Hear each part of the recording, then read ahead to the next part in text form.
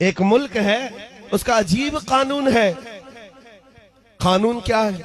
वहां के लोग जो बादशाह बनाते हैं उनका नियम अलग है, दस्तूर अलग है। कैसे?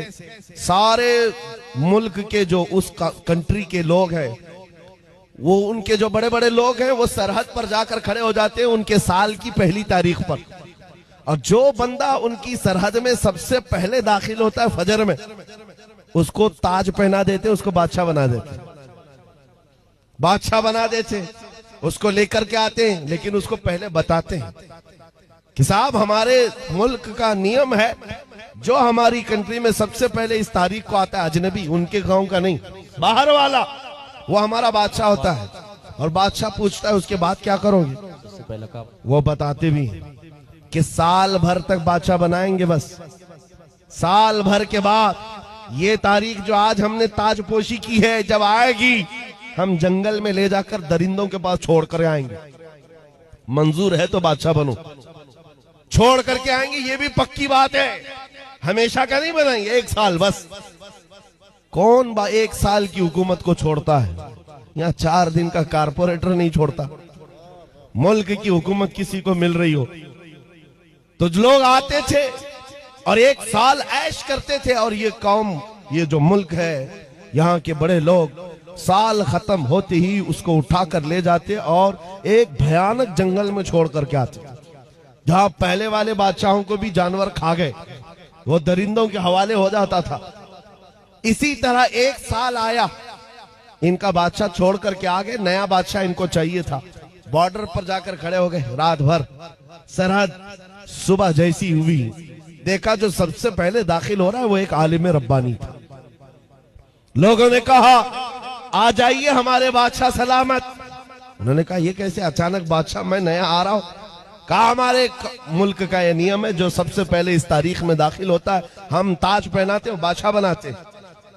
तो उन्होंने कहा, पूछा फिर क्या होता है? कहा सारे इख्तियारात आपके, जैसा चलाना है मुल्क को चलाइए, फौज आपकी, पुलिस आपकी, सारा डिपार्टमेंट आपका। कहा फिर क्या होगा? कहा साल भर के बाद हम जंगल में ले जाकर छोड़ देंगे। साल खत्म होने के बाद बादशाह भी गई, मंजूर है तो आप बनिए, नहीं तो फिर दूसरे का इंतजार करेंगे। उस आलिम रब्बानी ने कहा मंजूर है, बन जाता हूं।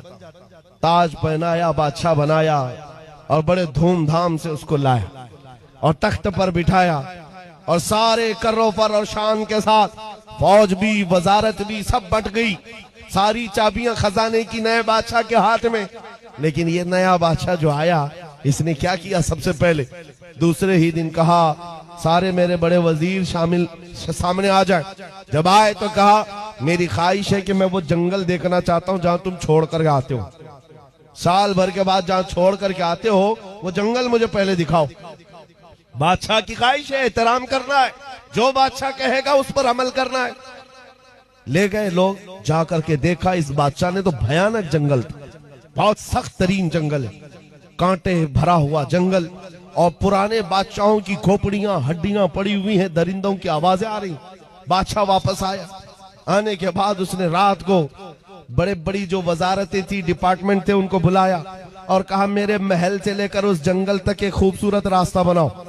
2 महीने तक खाली रास्ता ही बनता रहा, और जब खूबसूरत रास्ता बन गया तो फिर बादशाह ने बुलाया वजीरों को, कहा उस जंगल में जितने कांटे के झाड़ियां हैं सबको खत्म करो, जितनी हड्डियां पड़ी हैं सबको निकालो। 2 महीने तक वो भी सफाई करता रहा। उसके बाद फिर 4 महीने गुजर गए तो बादशाह ने कहा यहाँ पर फूलों के दरख्त उगाए जाएं, खुशबूदार पौधे बसाए जाएं, और वो भी कर दिए गए। फिर बादशाह ने कहा मेरी ख्वाहिश है कि यहाँ एक अच्छा महल बनाया जाए। अच्छा महल, वो भी 2 महीने में महल भी तैयार। बादशाह ने कहा मेरी ख्वाहिश है कि यहाँ एक नाला बहाया जाए, यानी एक हाउस बनाया जाए, महल के अतराफ बागीचा लगाया गया, फूल पौधे सारी चीजें। ये बादशाह कुछ किया ही नहीं, साल भर वो महल ही बनाता रहा। जहां ये लोग छोड़ के आने वाले थे उसको बदल ही डाला, रास्ता भी अच्छा, महल भी खूबसूरत, सब कुछ बनाया। अभी 8 दिन बाकी थे, रोज इंतजार कर रहा था कि कब साल खत्म होगा, मैं जाऊंगा, छोड़ करके आएंगे, छोड़ करके आएंगे तो अच्छा ही है। जो साल भर किया था इसने, साल खत्म होने के बाद जो डेट आई नए बादशाह के इंतखाब की, कोई आ ही नहीं रहा है। इसने बुलाया, कहाँ है जिम्मेदार लोग जो बादशाह चुनते हैं, मुझे उठाओ, जंगल में छोड़ाओ, नया बादशाह ले आओ। सारे आए, कहा बादशाह सलामत, हमारा नियम बदल गया है, हमारा कानून बदल गया। बादशाह ने पूछा क्या हुआ?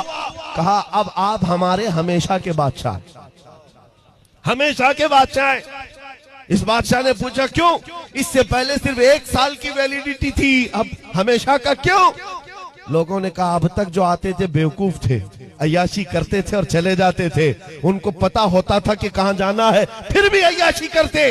पहला अक्लमंद बादशाह हमने देखा जो इस कुर्सी पर बैठकर जहां जाना है वहां की तैयारी कर रहा था। इसलिए हमने सोचा हकीकत में वही बादशाह होता है। इस वाक़े को लिखने के बाद मौलाना जलालुद्दीन रूमी कहते हैं, ऐ नादान तू क्या समझ रहा है, ये दुनिया के अफ्रीका और अमेरिका के किसी मुल्क का किस्सा है? नहीं, ये पूरी दुनिया का कानून है। जब तू पैदा होता है लोग तेरे इंतजार में खड़े रहते हैं, जब तू आता है तुझे बादशाह बना लेते हैं, तेरे इर्द गिर्द तेरे दोस्त अहबाब बनते चले जाते हैं और तुझे बार बार बताया भी जाता है। चंद दिनों के बाद तुझे कंधे पर उठाकर उस कब्रिस्तान में छोड़ दिया जाएगा जहां हड्डियां पड़ी है पुराने लोगों की, जहां कांटे की झाड़ियां भी हैं। ये सब चीजें सुनाई जाती हैं और उसके बाद जब तेरा इंतकाल होता है ये लोग तेरी बादशाहत खत्म करके ले जाते हैं और छोड़ आते हैं, फिर नए बच्चे का इंतजार करते हैं। मौलाना रोम फरमाते हैं लेकिन इस रूए जमीन पर कुछ अक्लमंद बादशाह ऐसे भी आते हैं जो बादशाह बनकर जीते तो है लेकिन जब तक कुर्सी पर बैठे होते हैं वो अपने दुरूद और सलाम से, अपने नमाज और अमाल से, अपने जिक्र अस्कार से उस बाकी जाने वाली सरजमीन को तैयार कर रहे होते हैं और तैयार इतना कर चुके होते हैं कि कौम इनके इंतकाल के बाद इनको उठाकर दफन तो करती है, 800 साल गुजर जाए तब भी कौम कहती है राजा तो हमारा ख्वाजा ही। सुभान अल्लाह, सुभान अल्लाह, मरहबा, सुभान अल्लाह। कौम कहती है कि नहीं कहती है? राजा तो हमारा अक्लमंद बादशाह जिसने जिंदगी में बैठकर इश्क रसूल पिलाया और आखिरत की तैयारियां की हैं, उसी को बादशाह बनाया जाता है।